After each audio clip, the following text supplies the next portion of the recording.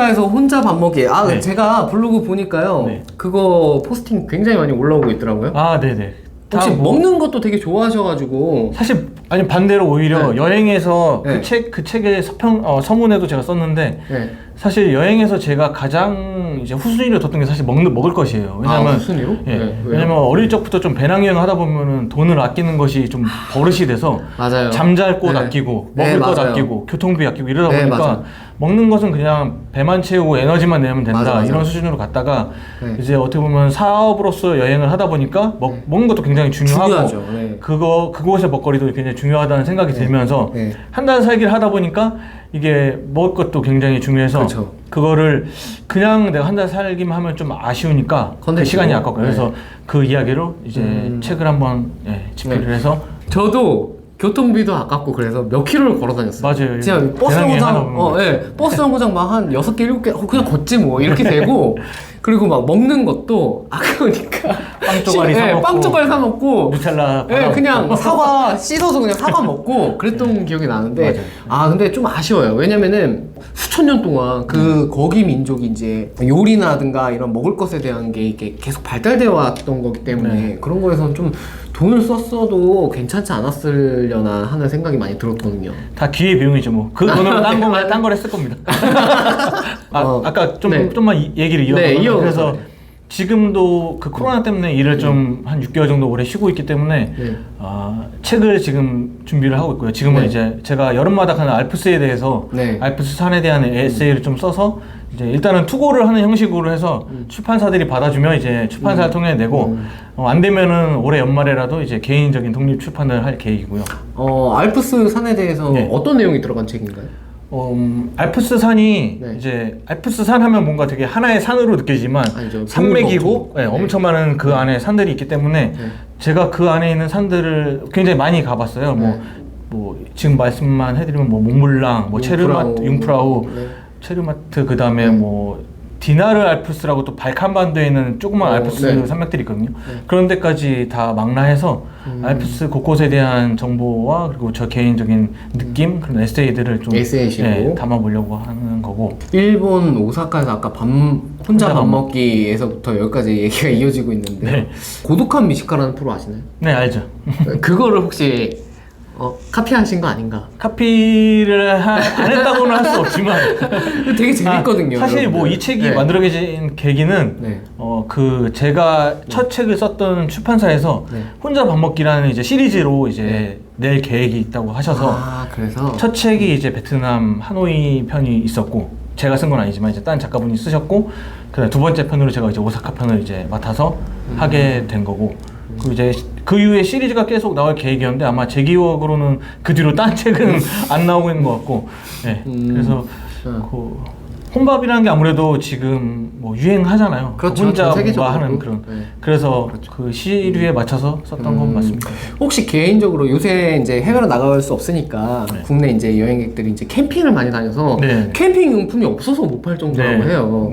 아무래도 그 여행을 하다 보면은 저도 뭐 1년 동안 세계 일주라든지 그리고 뭐 미국 서부 쪽도 이제 여행을 할 때 캠핑카를 그때는 렌트해서 다니고 그런 경험이 있는데 캠핑에 대해서는 저는 한국에서는 또 이제 이것도 유행이라고 생각을 해요. 그래서 그러다 보니까 뭔가 장비 그리고 좋은 텐트 뭔가 캠핑카 이런 거 뭔가 그런 거에 굉장히 집중하시는 분들이 많은데 사실 텐트랑 배낭만 있어도 저는 가능한 거라고 생각을 해서 지금 캠핑이 만약에 하고 싶은 분들이 계신다면은 일단 텐트를 사서 나가보시라 이렇게 얘기를 해드리고 싶고 그 다음부터 하나하나 차근차근 장비를 늘려가면서 자기 취향에 맞게 그것도 즐기면 된다고 생각을 합니다. 확실히 유행이라고 생각이 드는 게 요새 이제 TV에서 TVN이었나요? 잘 모르겠는데 바퀴 달린 집 그거가 하는 거 보면서 어떻게 보면 이제 매체는 트렌드나 이런 것들을 가장 빨리 반영을 하거든요. 그렇죠. 그러다 보니까 이제 아무래도 이제 캠핑족들이 굉장히 많이 늘지 않았나. 그에 따른 이제 여행자 수요들도 국내에서 많이 소비가 되는 것 같습니다. 여행사를 꾸준히 또 이어가지고 갈 수 있는 시기가 오지 않을까 이렇게 생각이 들고요. 그런데 이제 지금 상황에서는 사실 코로나로 인해서 가장 큰 직격탄을 맞았으면서도 또 모든 산업 중에서 가장 늦게 회복이 될 것 같아요. 그래서 이 시기가 얼마나 길어질지는 두고 봐야겠다 하긴 생각이 듭니다. 네. 여행이라는 게 조금 어느 정도 자신 이제 기본 생활이 보장이 돼야지만 그 다음에 이제 선택을 할 수 있는 거기 때문에 매체에서도 그 항공사나 이런 쪽에는 많이 조명을 하지만 여행 산업 쪽은 조금 사실 그것도 저희 여행업 쪽 사람들이 겪는 가장 큰 고충인가요? 고충이며 외로움입니다. 이제 항공업이나 뭐 그런 업 쪽은 이제 정부 재정이 투입된다든지 또 기본적으로 사람들이 어느 정도 관심을 미디어를 통해서 갖는 그런 경우가 많은데 기본적인 이런 그 해외로 나가는 그런 여행사들은 사실 지금 거의 폐업 직전까지 가 있고 생각보다 심각한 거죠. 제가 아는 여행사들은 뭐 정리해고도 이제 많이 이루어지고 있는 상태라서 뭐 저는 사실 1인 기업이라서 저만 버티면 되니까 네. 어떻게 보면 그렇죠. 좀 그나마 다행인 편인데 뭐 직원이 1명, 2명이라도 있는 회사들은 참 난감하기도 하고 서로 힘든 상황이죠. 회사도 힘들고 이제 그 일하시는 직원들도 분들도 힘들고 이게 생각보다 심각한 게 대형 여행사 같은 경우에는 뭐 연락한 직원 따로 뭐 해외에서 분업화가 되어 있죠. 분업화가 되어 있으니까 그분들 전부 다 지금 심각한 상황인 거잖아요. 그렇죠. 전부 다 심각하고. 근데 또 대형 여행사들은 그나마 또 다행일 수 있는 게 어떻게 보면 아무래도 체계화가 되어 있으니까 갖고 있는 여행사 이제 체질을 금방 개선할 수 있을 거예요. 그래서 국내 여행 쪽으로 돌린다든지 아니면 뭐 제주도나 울릉도 이런 쪽으로 이제 많이 돌려서 또 여행 수요를 또 만들어낼 수 있어서 또 그런 방법이 또 있는 회사들도 있습니다. 현대인들한테 여행이 가져다 주는 의미 그런 것들에 대해서 좀 말씀 좀 해주세요. 네. 이거는 개인적인 얘기일 수 있겠는데 저는 이제 여행을 하면서 그런 걸 많이 느껴요. 예를 들어서 한국 사회에서 기존에 갖고 있던 관계에서 살다 보면은 뭐 친구와의 관계 그리고 가족과의 관계 또 아니면 회사 생활 내에서의 그런 어떤 자기의 위치와 어떻게 보면 임무 그런 것 때문에 자기를 좀 객관적으로 바라볼 수 없는 그런 상황들이 많아요. 근데 아무래도 외국에 나가서 낯선 도시에서 여행을 하고 온전히 또 혼자 가거든요? 혼자서 그리고 모르는 사람들 그리고 낯선 문자들 그 사이에 있다 보면은 굉장히 자기가 어떤 나에 대해서 좀 더 객관적으로 바라볼 수 있는 힘이 생긴다고 생각하거든요.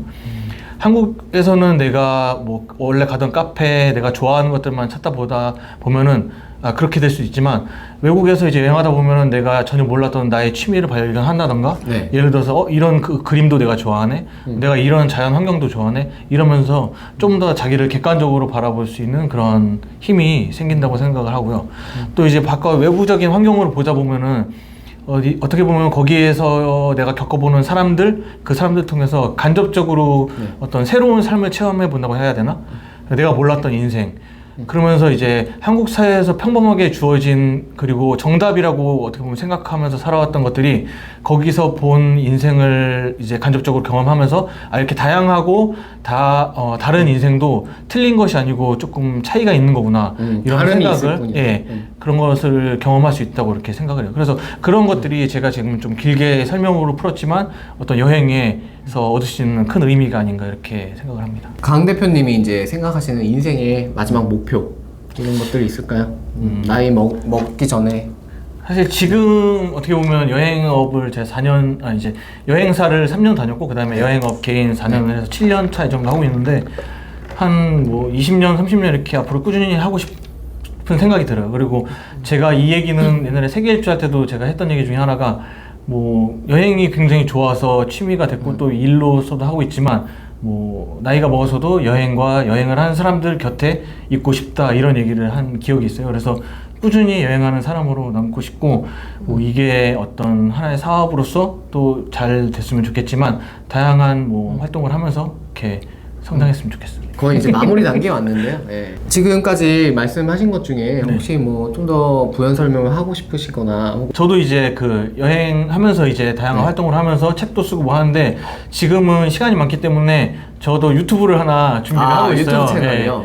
간단하게 소개를 해드리면 70개 정도의 나라와 한 200여 개의 도시 그런 여행지에 대한 소개 그리고 에피소드들을 썰을 푸는 혼자서 하시는 건가요? 혼자서 그냥 패널 없이? 그냥 개인기로서 오로지 그래서 근데 이거는 뭐 어떤 수익 창출과 어떤 이익을 바라고 하는 그런 게 아니라 뭐 구독자가 안 늘어도 좋습니다. 근데 물론 늘면 좋지만 근데 그런 어떤 정보를 아카이빙 할 수 있는 그런 채널을 만들고 있기 때문에 아마 하반기에는 그런 채널도 또 그런 유튜브 활동도 또 이제 이어가지 않을까. 앞으로도 건승하시고 트라벤처 쭉쭉 뻗어나갔으면 좋겠습니다. 앞으로도 계속 1인으로 운영을 하시게 되나요?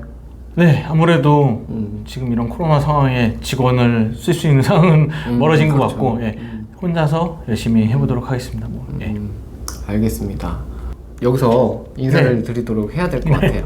다음에 또 여행에 대한 이야기 있으면 불러주시고. 네, 알겠습니다. 이제 여행이 생활이고 생활이고 여행이 된 남자 강문규 트라벤처 대표님과 오늘 얘기를 많이 나눠봤습니다. 부족한 게 없을까 모르겠어요. 여러분들 혹시나 개인적으로 여행에 대해서 궁금하신 점이나 여행에 도움을 원하시는 분들 있으면 저희가 이제 설명란에 대표님 인스타그램이라든지 혹은 메일을 남겨드릴 테니까요. 언제든지 문의 메일을 주시면 될 것 같고요. 주얼리 강에 물어보셔 언제나 시청에 감사드리고요. 같이 인사할까요? 네. 저는 그냥 이렇게 하거든요. 네, 시청해주셔서 감사합니다. 다음 시간에 뵙도록 하겠습니다. 감사합니다.